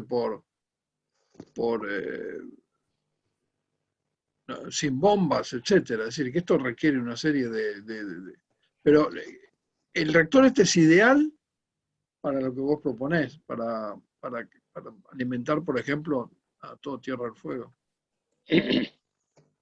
Bueno, son ideas que vamos acompañando. ¿Ninguna otra pregunta? Entonces les pido reiterar ahí lo veo al capitán Domínguez. Adelante, señor. Sí, pregunto si hay alguna incidencia china en todos estos proyectos logísticos. Señor, voy a hablar por boca de ganso, o sea, por mi boca. Lo que les puedo decir es que siempre los chinos están metidos en todos y ya desde el año 2019, cuando el ministro de Defensa, Aguad era, ¿no? Sí. Se juntó con el ministro de Defensa chino que vino acá. Una de las tantas propuestas era su participación en el traslado de la base naval integrada y además la construcción de las viviendas. Y sé que hubo reuniones del gobernador de la provincia de Tierra del Fuego con el con el embajador chino durante este año y el año pasado, en las cuales también coordinaron de alguna forma la posibilidad de que China tuviera alguna injerencia económica en lo que es en la licitación de la construcción del polo logístico. No me extrañaría que así fuera y así se termine. No se lo puedo decir con certeza porque mi nivel de información con respecto a eso está todo bastante tabicado, es el periodismo y lo que he buceado y lo que me han comentado algunos de los que viven en la zona de Ushuaia, que son cercanos a la gobernación de Tierra del Fuego, y también a lo que le puedo decir del Ministerio de Defensa. Pero sí, y no me cabe duda de que, así como también se hablaba en su momento de la hidrovía, que podía llegar a entrar también los economía o el financiamiento chino, puede ser también que ocurra ahí. No, si alguien está pensando, yo recuerdo que también uno de los que estaba muy preocupado con esto fue el comandante de el Comando Sur, que uno de los pocos lugares que visitó en su recorrida por la Argentina fue Ushuaia. Vino, estuvo acá en Buenos Aires y después ya tenía programado una visita a Ushuaia, que fue con toda su comitiva, se reunió, estuvo navegando, se reunió allá con mucha gente, y una de sus preocupaciones era cuál podía llegar a ser la injerencia china en el movimiento de la base, por un lado, y por otro lado, en la creación de ese polo logístico antártico. ¿Qué va a ocurrir? Desconozco, señor. Lamentablemente no le puedo cerrar no puedo ser más concreto en esta respuesta que lo que he sido hasta ahora. Muchas gracias. Muy bien. Ahora sí, entonces, nuevamente les pido, abramos micrófonos, un fuerte aplauso al académico Daniel Martín, nuestro almirante incorporado a la academia. Muchas gracias. Bueno, y con esto creo que no tengo mucho más. Si algún académico tiene algo que quiera decir, si no, daríamos por cerrado esta reunión que ha sido rica, interesante, llena de temas. Lo dejo picando al académico González para que algún día nos haga una comunicación del tema de los reactores modulares o portátiles o como sea el nombre que se le asigne formalmente. Y agradeciéndole a todos los que nos han acompañado, a Carlos Bairo, a Andrés Charela, Eugenio Faquín, vi en algún momento a la señora del almirante Martín, y algunos otros amigos, al capitán Zavalla, que ahí lo veo también presente, muy agradecido a todos los que han estado con nosotros, y bueno, y invitarlos a que nos sigan acompañando. Luego mi aviso parroquial, el martes hablaré sobre la hidrovía en el Club del Progreso, un club bastante conocido y prestigioso, el jueves que viene, este jueves. Sí, ahora el 2. Perdón, Javier, ha habido una pregunta recién, perdón la interrupción, si el Tratado Antártico permite reactores nucleares. Bueno, en primer lugar no tiene competencia sobre Ushuaia, pero lo que prohíbe el Tratado Antártico es la deposición de residuos radioactivos en la Antártida, pero no necesariamente la operación de un reactor nuclear. Era del capitán Zavalla, pero me pareció un buen comentario. Primero, obviamente, Ushuaia no está en el tratado, y el hecho de alimentar la zona de la isla con energía nuclear no entraría en discusión en eso. Podría entrar en discusión un rompehielos nuclear, pero habría que verlo. No lo sé. Inclusive quiero decir algo que quizás a Lilia le interese en particular, pero el lenguaje del tratado respecto a los residuos radioactivos es confuso. La traducción es confusa, porque puede interpretarse como que el tratado prohíbe la descarga de residuos definitiva, o puede interpretarse como que prohíbe también el depósito. Y los americanos, por ejemplo, los rusos en particular, que lo han hecho, interpretan que lo que prohíbe el tratado es la deposición definitiva, pero permite depositar residuos si tienen posibilidad de extracción. Así que hay una confusión en el idioma del tratado en este punto, que es bastante importante, que nos afecta, porque los rusos sabemos que han depositado allí por lo menos del orden de 10 fuentes que han quedado depositadas definitivamente.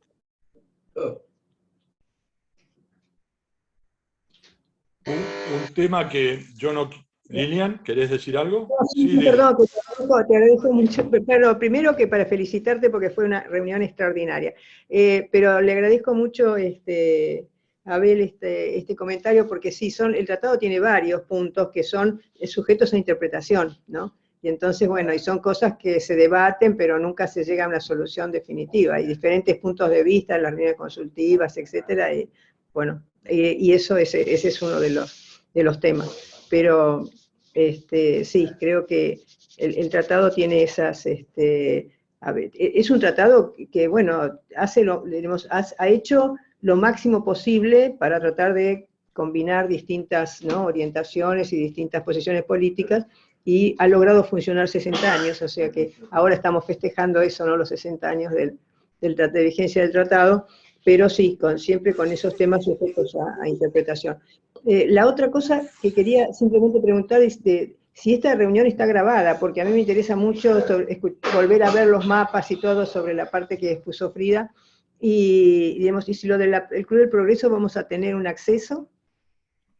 Las dos cosas sí, la reunión está grabada, tendríamos que buscar un mecanismo ágil para poder transferirte o que puedas verla, eso lo vamos a hacer a través del capitán Ereño, te lo va a pasar, no hay ningún problema. Y lo del Club de Progreso voy a pasarle al capitán Ereño también para que circule el Zoom de ingreso para escuchar la charla, que es el jueves a las 19 horas, que es un horario pautado por el Club de Progreso. Bueno, muchas gracias, muchísimas gracias. Ok, bueno, muchas gracias a todos por la paciencia, son las 8:30 casi. Ha sido una larga reunión, pero creo que es súper productiva y sigo celebrando que seamos con tanta buena voluntad. En este momento 28 académicos e invitados que están presentes acá. Así que les mando un fraternal abrazo a todos. Gracias por la presencia. A la mesa nos vemos, si Dios quiere, la semana que viene. Y en la próxima reunión, que será la del mes de septiembre, hará su presentación el académico Borrelli, Sergio Borrelli. Muchas gracias, les doy un cálido saludo a todos y a todos nos vemos pronto. Chau, chau. Chao, chao, gracias. Buenas noches a todos. Buenas noches. Adiós. Muy bien, Buenas noches. Felicitaciones. Gracias por la Daniel. invitación. Hasta luego. Gracias, Andrés, por estar siempre.